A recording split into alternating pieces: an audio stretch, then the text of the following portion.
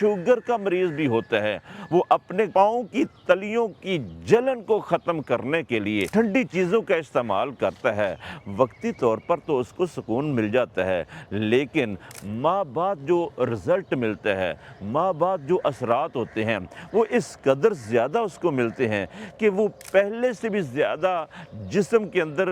گرمی اور آگ لگی ہوئی محسوس کرتا ہے۔ ایسے مریض کا علاج ٹھنڈی چیزوں میں تلاش نہیں کرنا چاہیے، بلکہ گرم چیزیں استعمال کرنا چاہیے۔ ایسے مریض کو چاہیے کہ وہ گوشت استعمال کرے، ایسے مریض کو چاہیے کہ وہ انڈے استعمال کرے، ایسے مریض کو چاہیے کہ وہ کالے چنے کا شوربہ استعمال کرے، ایسے مریض کو چاہیے کہ وہ بہترین سی ٹیسٹی کڑھائی بنا کر کھائے، قورمہ استعمال کرے، گرم چیزیں استعمال کرے، لونگ 3 عدد، دار چینی انگلی کے 2 پوروں کے برابر کی ٹکڑی، یہ قہوہ بنا کر استعمال کرے، تو اس سے ہی پاؤں کی جلن ختم ہو جائے گی انشاءاللہ۔